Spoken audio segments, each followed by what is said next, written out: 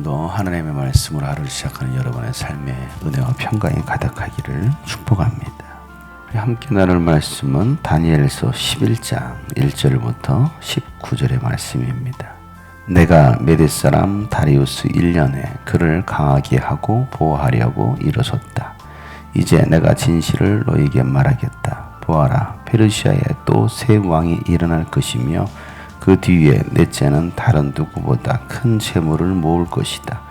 그가 재물을 모으고 권세를 쥐게 되면 모든 사람을 격동시켜서 그리스를 칠 것이다.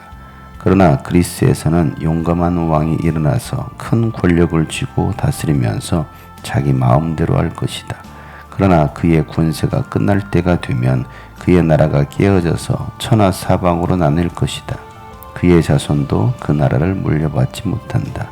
그의 자손은 그가 누리던 권세도 누리지 못할 것이다. 그의 나라가 뽑혀서 그의 자손이 아닌 다른 사람들에게 넘어갈 것이기 때문이다. 남쪽 왕이 강해질 것이나 그의 장군 가운데 하나가 그보다 더 강해져서 더 큰 나라를 다스릴 것이며 그의 권세는 매우 클 것이다.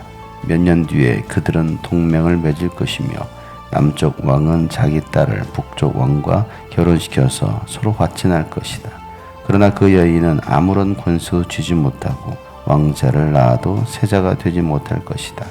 그 여인과 그 여인을 호위하여 온 이들과 그 여인을 낳은 이와 그 여인을 편들어 돕던 모든 사람이 다 버림을 받을 것이다. 그러나 그 여인의 뿌리에서 난 자손 가운데서 한 사람이 왕의 자리를 이어받을 것이다. 그가 북쪽 왕의 군대를 공격할 것이며 요새에 들어가 그들을 쳐서 이길 것이다. 그가 그들의 신들과 그들이 부어서 만든 신상들과 귀중한 은그릇과 금그릇들을 노획하여 이집트로 가져갈 것이다. 평화가 몇 해 동안 이어간 다음에 북쪽 왕이 남쪽 왕의 나라를 치겠지만 결국 자기 땅으로 후퇴할 것이다. 북쪽 왕의 아들들이 전쟁을 준비하면서 많은 병력을 모을 것이다. 그들 가운데 하나가 물밀듯이 내려가서 남쪽 왕의 요새를 쳐부술 것이다. 남쪽 왕이 크게 격분하여 나아가서 북쪽 왕과 싸울 것이다. 이때 북쪽 왕이 많은 군대를 일으킬 것이나 그 큰 군대는 남쪽 왕의 손에 넘어가 포로가 될 것이다. 남쪽 왕이 그 큰 군대를 사로잡을 때에 그의 마음이 교만해져서 수많은 사람을 쓰러뜨리고도 승리는 차지하지 못할 것이다. 북쪽 왕은 돌아가서 처음보다 더 많은 군대를 일으킬 것이며 몇 해가 지난 다음에 큰 군대와 장비를 이끌고 갈 것이다. 그때 많은 사람이 일어나서 남쪽 왕을 칠 것이다. 너희 백성 가운데서도 남북한 사람들이 나서서 환상에서 본 대로 이루려고 하겠지만 그들은 실패할 것이다. 그때에 북쪽 왕이 와서 흙 언덕을 쌓고 요새화된 성읍을 빼앗을 것이다. 남쪽 군대는 북쪽 군대를 당해낼 수 없을 것이다. 남쪽의 정예 부대도 북쪽 군대를 당해낼 힘이 없을 것이다.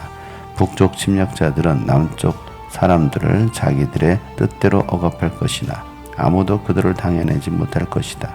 그들은 영광스러운 땅, 약속의 땅에 우뚝 설 것이며 그 땅을 완전히 장악할 것이다. 북쪽 왕은 자기 나라의 군사력을 이용하여 남쪽 왕과 화친할 것이며 남쪽 왕에게 딸을 주어 그 왕국을 멸망시키려고 할 것이다. 그러나 그 일은 이루어지지 않고 그에게 도움도 되지 못할 것이다. 그 뒤에 그는 해변 땅 쪽으로 방향을 돌려서 많은 곳을 점령할 것이다.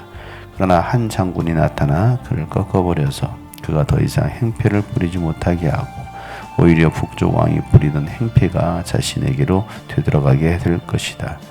그 뒤에 그가 자기의 땅에 있는 요새지로 들어가겠지만 비틀거리다가 넘어져서 사라지고 말 것이다. 아멘. 다니엘이 본 환상은 앞으로 이스라엘 땅에 또 온 열방에 일어날 일에 대해서 하나님께서 보여주신 환상이었죠. 그것은 비록 지금은 페르시아 제국이 온 세상을 다스리고 있지만 하나님은 이 페르시아 제국이 아니라 또 다른 열국들이 일어날 것이고 그 나라들이 온 세상을 다스릴 것에 대해서 말씀하고 있습니다. 페르시아 제국이 그렇게 강국이지만 그리스 제국에 의해서 멸망할 것이고 그리스 제국이 온 세상을 다스리는 것 같지만 결국에는 또 로마 제국이 일어나서 로마가 온 땅을 다스릴 것이다 라는 것을 하나님은 이 환상을 통해서 보여주고 계시죠. 그 가운데 있는 이 이스라엘은 어떻게 보면 전략적으로 굉장히 중요한 나라이기도 하죠. 이집트에서 터키 그리스로 올라가는 데 있어서 길목에 있는 데가 바로 이스라엘 땅이기 때문에 전략적으로 요충지입니다. 그래서 서로 이 이스라엘을 뺏으려고 항상 공격하고 그 가운데 끼어 있었던 이스라엘은 이집트에 붙었다가 아시리아에 붙었다가 여러 나라에 붙어서 살아가려고 했었던 나라가 바로 이스라엘이었죠. 하나님은 하나님을 신뢰하고 하나님을 믿는 사람 그 나라들을 하나님께서 지켜주시고 보호하신다는 사실입니다. 힘 있는 나라가 열국을 제패하는 것 같지만 사실은 이 모든 것도 하나님의 계획하심이라는 것이죠. 역사의 주관자는 하나님이시라는 겁니다. 우리나라도 이 5천년의 역사를 가지고 있고 또 비록 작은 한반도이지만 또 여러 나라들 사이에 끼어 있어서 강대국 사이에 끼어 있어서 나라도 많이 빼앗기기도 하고 중국에 붙었다가 미국에 붙었다가 그렇게 힘 있는 나라에 붙어서 이 나라가 지금 살아가고 있어요. 근데 중요한 것은 우리가 힘 있는 나라에 붙는 것이 아니라 정말 하나님을 의지할 때에 하나님께서 그 나라를 보호하시고 지키신다는 사실을 우리는 믿어야 되는 것이죠. 때로는 이집트에 붙었다가 때로는 아시리아에 붙었다가 때로는 화치를 맺기도 하고 그 모든 과정들이 이게 얼마나 어리석은 짓이냐. 그러나 결국은 너희들은 멸망할 것이다 라고 말씀하고 있는 것이죠. 결국은 로마가 나타나게 되고 AD 70년에 로마의 티투스 장군에 의해서 이제 예루살렘이 완전히 함락당하게 되고 예루살렘이 어떻게 보면 역사 속에 사라지는 듯하죠. 이 모든 것들이 하나님의 예언된 말씀이라는 거예요. 15절에 보면 이런 말씀이죠. 그때에 북쪽 왕이 와서 흙 언덕을 쌓고 요새화된 성읍을 빼앗을 것이다.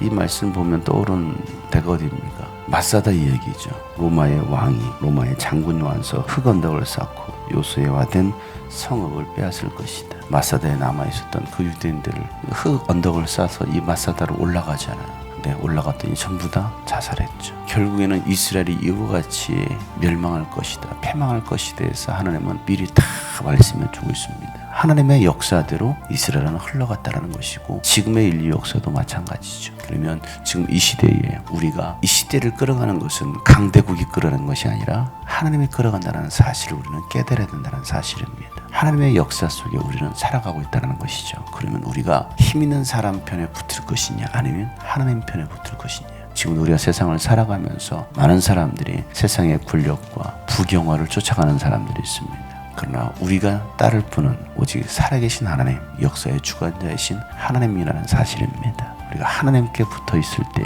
하나님을 의지할 때 하나님이 그들의 삶을 인도해 가신다는 사실입니다.